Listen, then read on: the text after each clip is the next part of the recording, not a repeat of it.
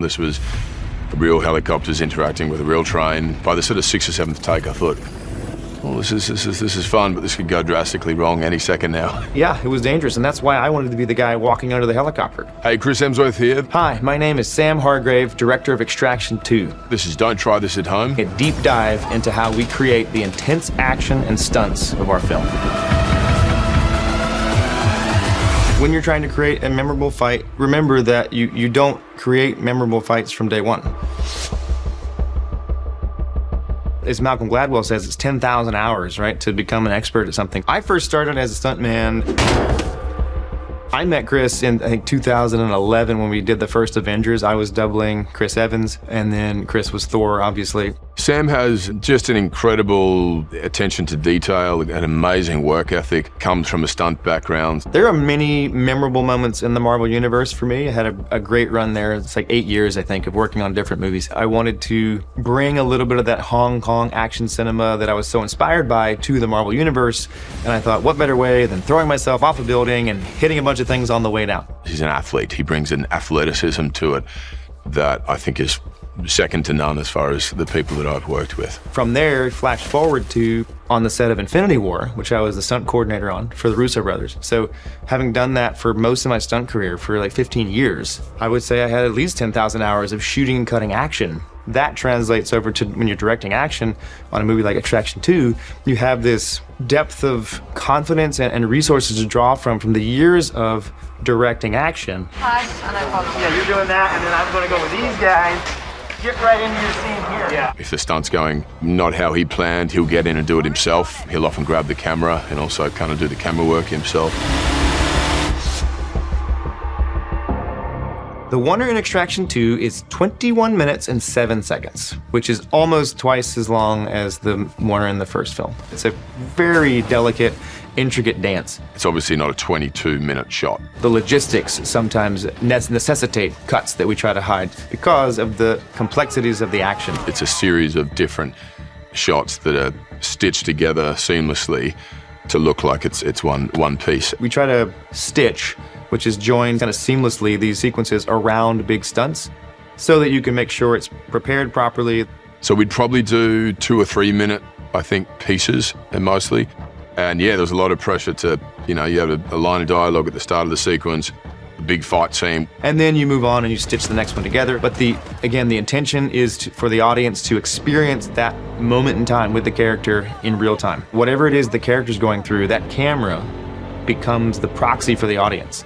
And so you become like a character. It's like a play. You're putting it out there in real time, and it's all about pacing, and you want to make sure that the audience is able to experience it but not be overwhelmed.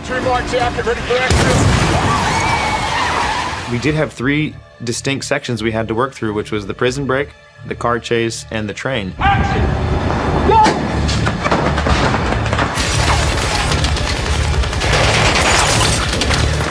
I think the prison yard one was my favorite sequence to shoot. It was the biggest mountain we had to climb. It was the biggest mountain that I had to climb in the film. There was so much choreography and there were so many elements and people involved. There were 300 extras in that sequence and things were on fire. It was actually snowing. We were on night shoots. During that sequence around our hero, I think there were 75 to 100 stunt performers. Outside of that, next layer was action extras, we called them, doing design fights.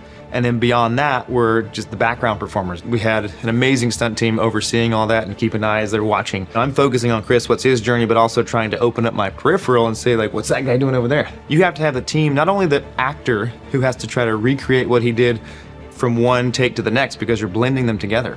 You have to have the background in sync to match what they did, take after take. They try to be in the same spot, which is almost impossible. And the camera has to coordinate with the actors, and he's moving in amongst all the stunt people, so they have to be fighting and looking over their shoulder and moving for camera when he wants to cross behind them.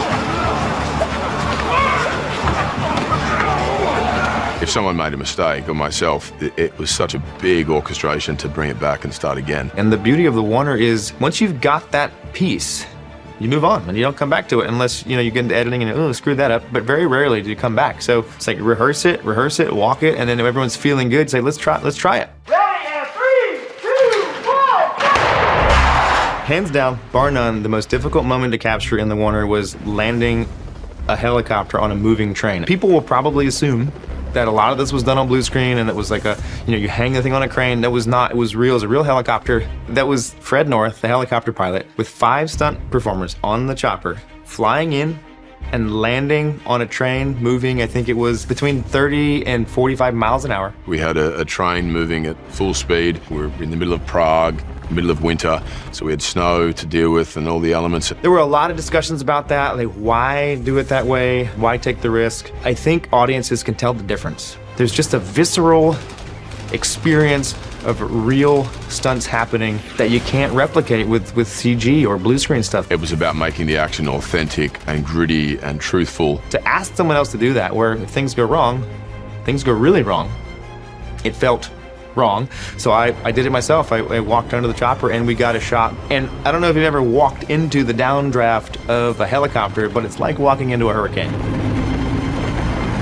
On take 1, it actually blew me off the top of the train, hit my knees, and I held the camera, but went off the side of the train into the net. Now we know what to expect. Let's do it again. And Sam had, very specific ideas about how this had to look, and so we did a lot of takes, and 15 takes in, I was like, I think we got it, this is cool. Time to move on, get me off the train. Hands down the most difficult shot of the movie. It was pretty exhilarating and nerve-wracking, but makes for one of the coolest kind of action sequences I've been a part of. When designing large action sequences, specifically like a battle sequence or a large prison brawl, there's so many elements that have to be designed and put into place for everything to go smoothly that you got to just break it down piece by piece. One of the first things is, what's the journey of your main character or characters through that sequence? Once you get that kind of sorted out, or at least an idea, then you start building around them. Okay, who do they interact with? What's the most exciting thing to happen close to them? And you just keep building and building and building from the foundation of the journey of your hero through that scene. Not just having action for the sake of action, but having a story within that action and having there be drama, because otherwise it just becomes a little redundant. One of my comes out to admit. Yeah, no, did you hear him say, don't push me? Just like, as soon as he said, don't push me, you're scaring him. Like, just... So whether it's Thor or Tyler Rake, you're like, what does this character want during the course of this sequence? And so you have to kind of chart that. We wanted to make sure that each character within the action scene had a very strong emotional motivation, and we're staying true to that. We can see you see that, and eyes go... And you have to route his journey. And so what's the most interesting conflict along the way? Who does he come across? And what skills does he use to get out?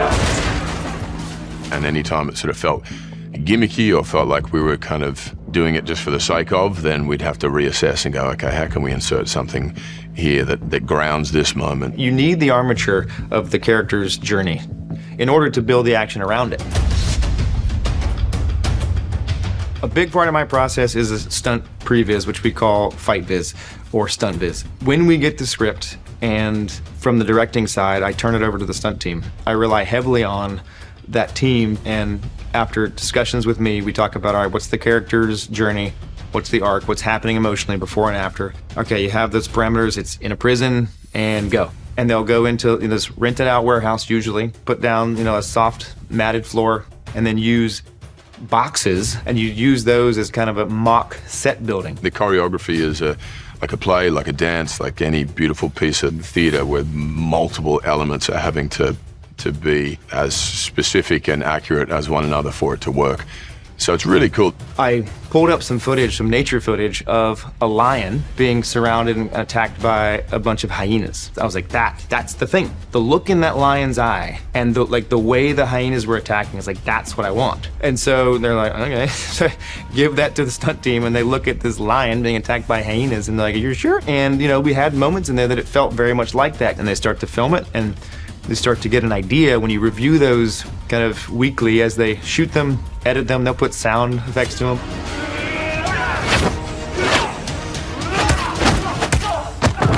I take my hat off to the stunt team. It was some of the most amazing commitment that I'd seen on a film set. So the next step is, once you're happy with the action, you bring in the rest of the stunt team and the actors, because they have to learn that dance. We had a lot of a lot of weapons, a lot of improvising and kind of brainstorming sessions on how we could kill one another and what instruments we could use to do so. I like to give them as much time as possible, whoever it is, just because the more you rehearse it, the more it's ingrained, and then the more spontaneous you can be on the day, so it doesn't feel like a rehearsed fight. You know, there were guys that I've been training with for months and months. Pop the leg.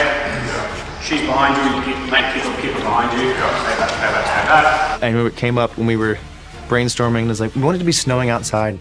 It's winter, it's cold. What if Tyler Rake was on fire? Yes, we have to do that. And so talking that over with Chris, he was game for it. Not a lot of actors would agree to being lit on fire for their art. He did. Multiple times, because, you know, not every take is perfect. The director and all the stunt performers and myself have to be in sync perfectly in order for this to sell. Chris, being the stud that he is, he only takes, you know, sometimes that sequence was a couple weeks, but sometimes a couple days for a fight scene. He'll absorb it, he'll do it with the stunt team. His double, Bobby Holland-Hatton, will go work with him. Underneath at the bottom, push forward, and then you push the gun and they both fall into the wall. It's like improv, right? That doesn't just come out of nothing. It comes out of massive preparation. Rehearsal is the reason you can be spontaneous on set. Study the masters. Study Jackie Chan films. Study, you know, Chad Stahelski's movies, Dave Leitch's movies, like people that do great action. Study the movies. How did they capture action? Where do they put the camera for this punch? And a great way to do that is try to recreate your favorite scenes from those movies, shot for shot, move for move. Get that to where you look at it and you go, that's pretty darn close. Then do the next one. And you do that, so now you start to understand the fundamentals, because all of the great designers, they adhere to the fundamentals, which is like, you know, do simple well and tell a story with your action. And then try to have at least one memorable moment for your character in that. Learn to do what the best do first, and your voice will emerge from that. For young filmmakers out there, it's like not only putting out into the universe what you want, but then telling people, because if people don't know what you want or what you want to do, they can't help you. Thanks for watching, and remember, don't try this at home. Or do, but just do it safely.